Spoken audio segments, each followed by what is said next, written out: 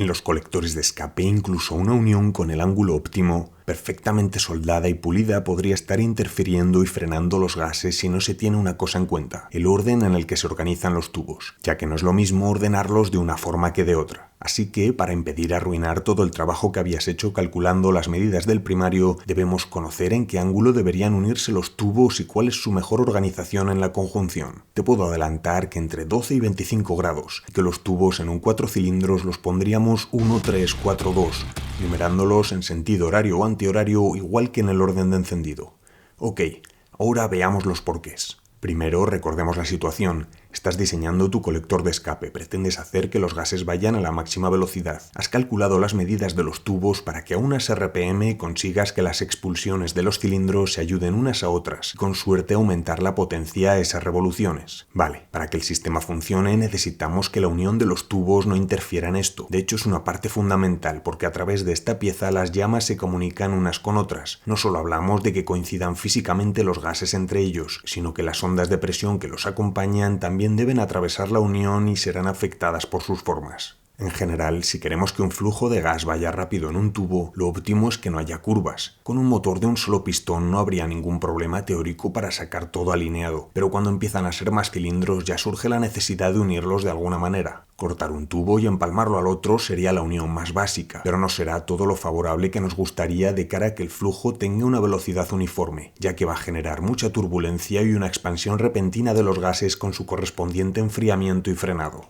Lo que estaríamos buscando es una forma más de este estilo, lo que sí viene siendo un colector propiamente dicho, que podría o no tener una cámara de expansión. Como decía, nos gustaría que el tubo fuese recto, pero si uniésemos los 4 tubos así, el diámetro final se va al doble, que es bastante más de lo que queremos. Recuerda que el diámetro y la sección de paso no crecen de forma lineal. Lo que significa esto es que tenemos un tubo exageradamente grande y se va a producir una expansión excesiva y pérdida de velocidad en los gases, algo que queremos evitar. La teoría básica nos aconseja emplear un diámetro para la zona mayor que se calcula con esta fórmula. Esto ya lo veremos bien. Por ahora digamos que es como un 40% más grande que el primario, con los tubos llegando en un ángulo de 12 grados. Pero espera, habíamos dicho que este ángulo podría llegar hasta los 25 grados. ¿De qué depende eso? El caso es que si aumentamos los grados a los que ponemos los tubos, simplemente nos queda una unión más corta. Así que pasar de 15 a 12 grados puede parecer una tontería, pero hay que tener en cuenta que esos milímetros extra también van a contar para la longitud del primario, de cara al rendimiento de los colectores, lo que significa que todo lo que alargamos de la unión lo quitamos del primario, y muchas veces el sitio puede estar restringido.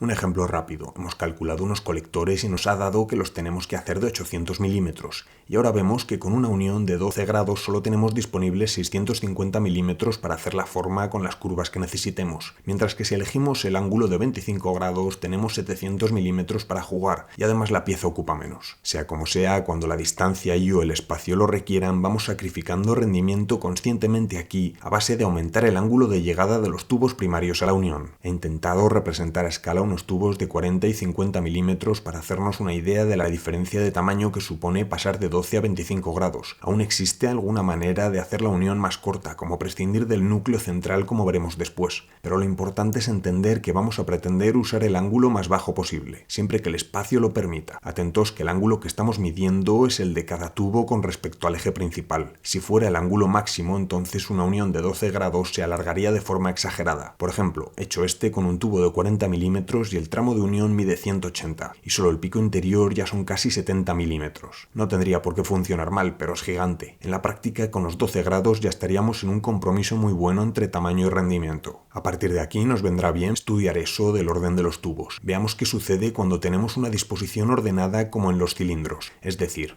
1, 2, 3, 4, lo que sería un orden lógico. El cilindro 1 hace su explosión y aporta los gases. Así, por ejemplo, los dejamos saliendo. A continuación, el número 3 abre la válvula de escape y la onda de presión escapa toda hostia por el conducto, llegando a la zona comunicada por el camino opuesto al que se había usado la primera vez, teniendo cierto efecto sobre la expulsión anterior. La onda rebota y todo eso, pero para hoy ya tenemos suficiente si nos olvidamos de ella. Tras la onda vendrán los gases, lógicamente. Ok, El siguiente en hacer la detonación será el cilindro 4, pero este soltará la onda de presión desde el lado contiguo al anterior, lo que tendrá un efecto diferente. Atentos que ahora las trayectorias de los gases de uno y otro cilindro no son tan diferentes. De hecho, sabemos que el ángulo es la mitad de pronunciado que antes, y por tanto las masas de gases tendrán mayor tendencia a funcionar como una sola y generarán menores turbulencias. Igualmente, la onda de presión llega desde un ángulo más alineado, y la tendencia a partir el flujo será menor. Más bien lo empujará hacia la zona de espacio libre. A continuación llegaría el momento del cilindro 2, que tendría el efecto igual al de la primera vez, es decir, los gases usarían los conductos opuestos y finalmente regresaríamos al cilindro 1, que está al lado del anterior. Es decir, hemos generado dos tipos de comportamiento de llama, la que se produce cuando los conductos son opuestos y cuando son contiguos. Y constantemente vamos a estar cambiando de una a otra. Repito que ni siquiera hace falta que lleguen los propios gases a interferir con la llama previa, sino que en cuanto se abren las válvulas de escape hay una presión que invade el primario avanzando hasta la conjunción, y no será lo mismo que la presión llegue desde el extremo opuesto que desde el contiguo. Sin necesitar entrar a analizar en detalle la dinámica de fluidos de estas situaciones, podemos adelantar que la presión desde el lateral tiene un efecto menos perjudicial, ya que no tiende a dividir el flujo sino a darle una especie de rotación. Ahora lo que sí debemos analizar muy bien son las opciones que tendríamos si pretendiésemos variar la organización de los tubos. No nos complicaremos demasiado. Entre las 6 opciones que tenemos, no existe la posibilidad de conseguir que todas las explosiones sean opuestas, pero sí se puede lograr que sean todas contiguas, situando los tubos primarios en el mismo orden que el orden de encendido, ya sea en sentido horario o antihorario, 1, 3, 4, 2. Ahora cada interferencia de llama produce el mismo efecto sobre la anterior, dando casi un efecto de rotación común a los gases cuando estos empiezan a solaparse, en lugar del efecto pulsante que tendría con los tubos en orden. En buena parte de la banda de RPM podría no haber gran diferencia, ya que las expulsiones tendrán tiempo de sobra entre unas y otras, pero si no se hace esto bien, a medida que suban las revoluciones se podría producir un efecto de interferencia intermitente que perjudicase la velocidad de salida de los gases, y además haciendo el funcionamiento ligeramente más irregular, precisamente en el punto de máxima potencia y además afectando al efecto buscado con los colectores. La mejor prueba de que las expulsiones de cilindros diferentes tendrán que compartir el espacio del colector es el diámetro ampliado de salida.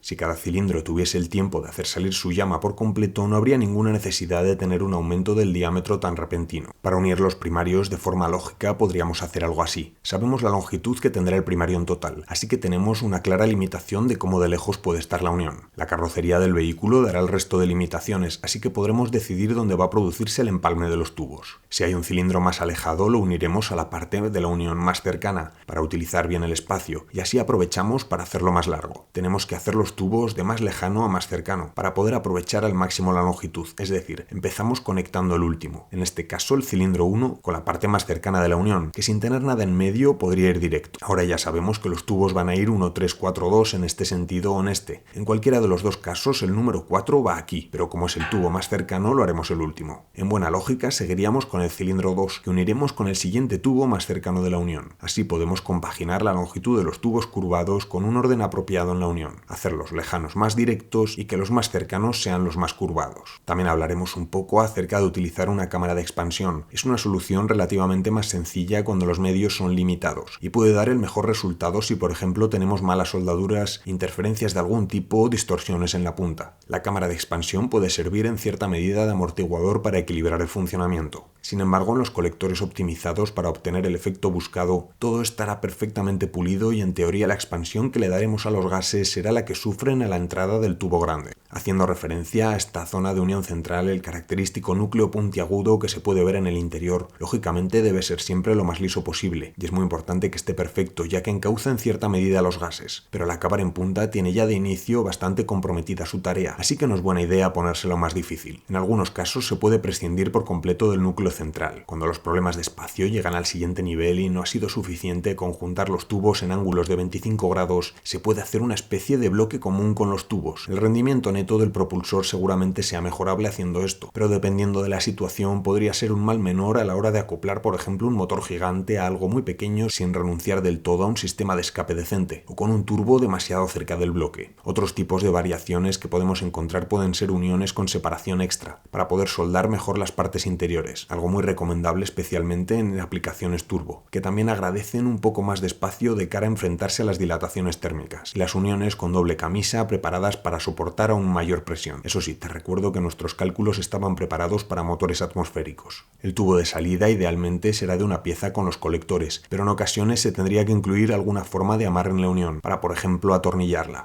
En estos casos el tubo debe entrar dentro del siguiente de forma que perturbe el flujo lo mínimo posible, sin el empalme plano que se ve tantas veces en vehículos de serie. También tenemos que señalar las uniones planas y en curva. En las primeras todos los tubos están a la misma altura para permitir mayor altura libre o bajar la carrocería al máximo cuando la unión queda por debajo, lógicamente echando por tierra gran parte de los beneficios de la unión convencional, ya que ahora sí será imposible conseguir un efecto igual en las comunicaciones de cada tubo, porque no se podrá establecer un orden común. Sin embargo, es una opción que tenemos en la recámara cuando los beneficios puedan superar a las posibles desventajas. Una unión en curva no deja de ser como una convencional pero deformada. De manera inevitable no se podrán respetar las longitudes en todas y cada una de las formas, y su funcionamiento no será todo lo homogéneo que podría. Una vez más, se usará esta solución si las circunstancias lo exigen. Ok, lo que nos queda ahora es el caño de salida. Muchas gracias por tu atención.